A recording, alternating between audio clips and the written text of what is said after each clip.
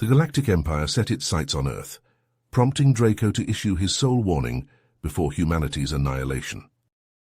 In his dimly lit private office aboard the Cation flagship, Draco paced, his tail swishing with agitation. His aide Cylon sat watching him. "The Empire conquered over 300 worlds in a mere decade," Draco muttered, shaking his feline head. "Superior weapons, impenetrable shields, unrivaled fleets. Resistance was utterly crushed. Why haven't they taken Earth yet?" "Human technology is primitive.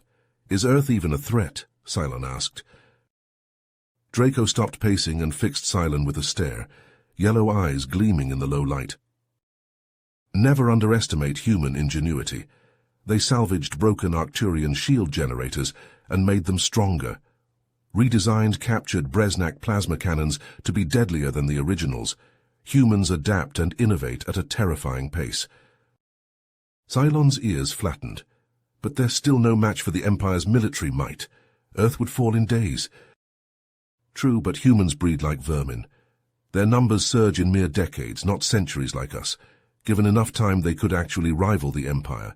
Hence why the Empire wants Earth conquered now, before it's too late." "How do you know so much about the humans?" Cylon questioned. Draco sighed.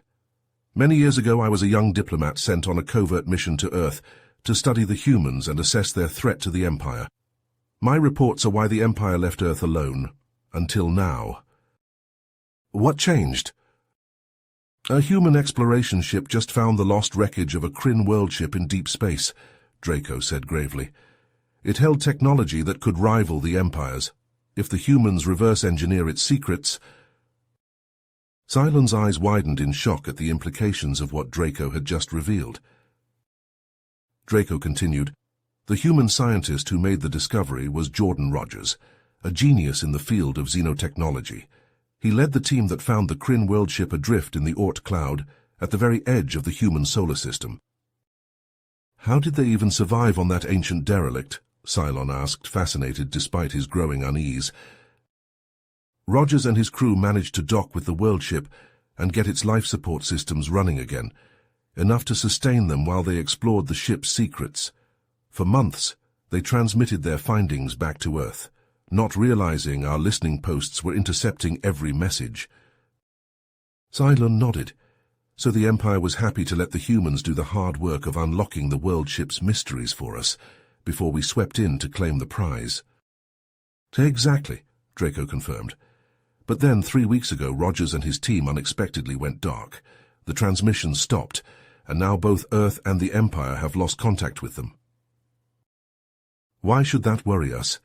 If anything, that's one less problem to deal with when we seize the salvage," Cylon pointed out. Draco's expression turned even graver. "Because right before the silence, Rogers reported that he had cracked the secret of the Kryn alloys that made their ships virtually indestructible. Not only that, but he managed to interface with the world ship's ancient databanks and communication arrays." A chill ran down Cylon's spine. "Communication arrays? You don't mean—" "I do," Draco said grimly. "Rogers claimed to have used the world ship to send a message to the Kryn themselves, begging for their help and protection against the Empire's aggression." Cylon felt his blood run cold. The Empire had always assumed the Kryn were long extinct. If Rogers had actually made contact with them, it threw a completely unpredictable variable into the mix, one that could drastically shift the balance of power. Did they respond to him? The Kryn? Cylon asked, almost afraid to hear the answer. Draco shook his head. As far as the Empire knows, there was no reply. Cylon let out a shaky breath, relief washing over him, but Draco's next words made his blood freeze in his veins. "Don't relax just yet," Draco cautioned, his yellow eyes boring into Cylon's. "This is the Kryn we're talking about. Just because we didn't intercept a response doesn't mean there wasn't one. And if they're aware of the Empire's designs on their technology now—" Draco leaned forward, ears pinned back and tail lashing with agitation. The Empire tried to investigate the world ship to see what became of Rogers and his team after they went dark. Cylon perked up, hopeful. "And did they find them?" Draco shook his head. No, but what they did find was far worse. They sent a stealth recon probe to the world ship's last known coordinates. The probe's scans revealed that not only was the world ship gone— Gone, as in moved under its own power? Cylon asked, eyes widening. Exactly. The entire derelict that Rogers' team was studying had vanished, but that's not the most alarming part. Draco's claws flexed, scoring the surface of his desk. The probe's deep scans of the area showed residual energy signatures consistent with the world ship being fully powered and operational. Cylon gaped. That's impossible. Are you saying Rogers and his team somehow managed to bring that ancient wreck back online by themselves? Draco snorted. Hardly. I'll grant you, Rogers is brilliant, even by the Empire's standards, but the Empire's top engineers calculated it would take even the most advanced human scientists decades to restore a ship that old to working order, if they could do it at all. Then how— Think, Cylon, Draco snapped. What's the only logical explanation given what we know about Rogers' actions before he went silent? Comprehension dawned in Cylon's eyes, along with a creeping dread. You think the Kryn answered his call? That they reclaimed their world ship? Draco nodded grimly.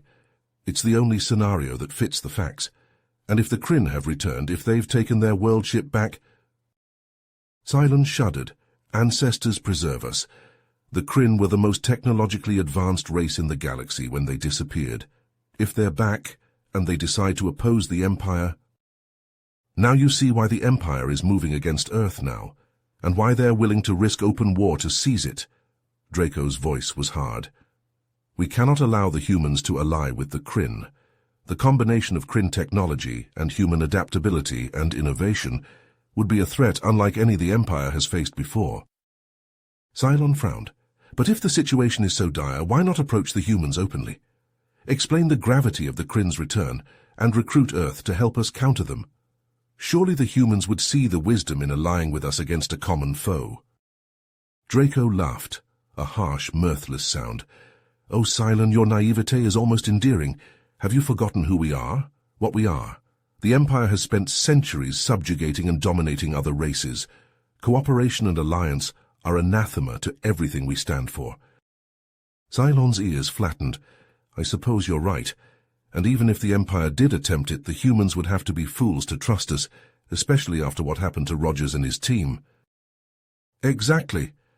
No, the Empire will deal with this the only way it knows how, brutally and efficiently. We will conquer Earth, crush any resistance, and eliminate the human threat before it can combine with the Kryn to challenge us. Draco's eyes gleamed with a cold, predatory light. But is that wise? Cylon asked hesitantly. The humans are adaptable, unpredictable. Won't backing them into a corner just make them more dangerous? Draco's rumbling growl filled the room. Perhaps. The Empire may indeed be underestimating humanity's capacity for desperate and unconventional tactics. But what choice do we have? If we do not act now, swiftly and decisively, we may not get another chance. The future of the Empire itself could be at stake. As Draco voiced his grim musings, his comms panel chimed urgently, the discordant tone shattering the tense silence that had fallen over the room. Cylon's head snapped up, his eyes wide and questioning as Draco moved to answer the incoming transmission. The Cation commander's expression darkened as he read the communique, his ears flattening against his skull and his tail lashing with agitation. Cylon leaned forward, unable to contain his curiosity and concern. What is it? What's happened? He asked, his voice tight with apprehension. Draco looked up, his yellow eyes troubled. The Empire's invasion fleet has reached Earth, but they've encountered an unexpected obstacle. The planet is surrounded by an impenetrable energy barrier, identical in composition to the armor of the Kryn world ships. Cylon's breath caught in his throat. The Kryn, have they already reached Earth and allied with the humans? Draco shook his head. Impossible. Even if the Kryn responded immediately to Rogers' message, their world ship couldn't have reached Earth this quickly based on its last known location. Then how— Rogers, Draco said grimly. He and his team must have reverse-engineered the world ship's defensive technology and transmitted the schematics back to Earth. The humans have replicated it on a planetary scale. Cylon's eyes widened in awe. To have implemented such advanced technology so quickly, the audacity of it is staggering. Draco nodded, his expression grave. The Imperial fleet is at a loss. Their weapons are ineffective against the barrier. They're requesting further orders. Surely the Empire will withdraw in the face of this setback, Cylon ventured. Draco's lips twisted in a mirthless smile. You know the Empire better than that, Cylon. Our doctrine is to crush any potential threat completely, and Earth has just proven that it has the potential to be the greatest threat we've ever faced. Cylon swallowed hard, the gravity of the situation settling like a lead weight in his stomach.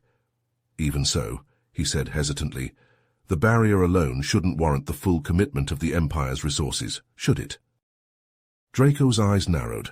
No, he agreed, it shouldn't, which means the humans likely have another ace up their sleeve. But what could it be? As if in answer to his question, another urgent chime sounded from the comms panel.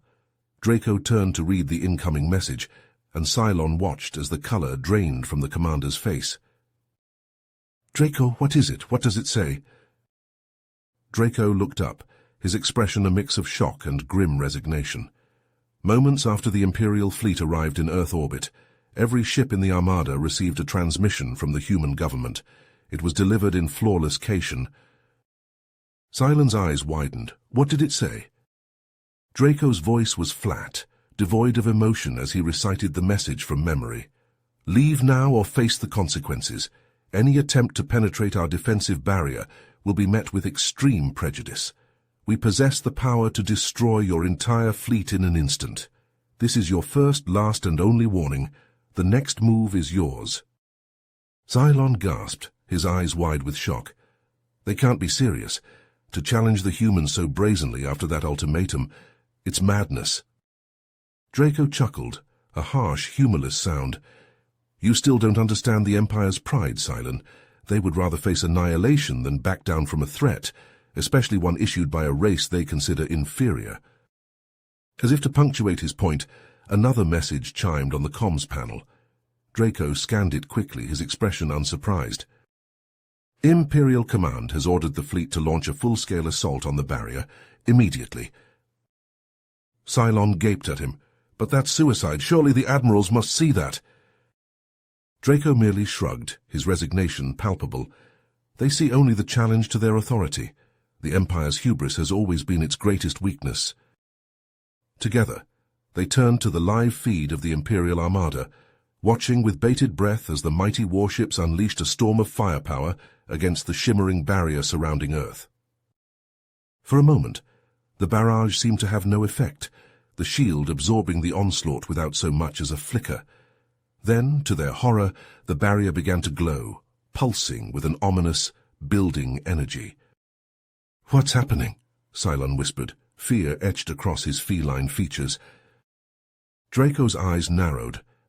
The humans, they've done something to the barrier. It's not just absorbing the energy, it's... His words were cut off as a blinding flash erupted from the shield, a wave of searing incandescent light that engulfed the Imperial fleet in an instant. Cylon cried out, shielding his eyes, but Draco forced himself to watch, his expression grim. When the glare faded, the Armada was gone.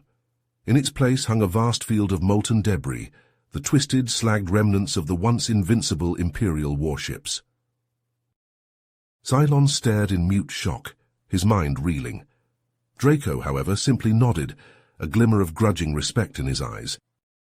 "Ingenious," he murmured. "They've turned the barrier into the perfect defense and the ultimate weapon. It absorbs enemy fire and redirects it back at the attacker, magnified beyond imagining. The humans didn't just copy the Kryn technology, they improved it." Cylon found his voice, though it shook with a mix of awe and terror. "The Empire, the fleet, how could they be defeated so easily?" Draco sighed, his gaze distant. Pride, Cylon, arrogance. The Empire believed itself unassailable, and in doing so blinded itself to the potential of those it sought to conquer. Now, it has paid the price for its hubris. Cylon swallowed hard, his mind racing with the implications. What happens now?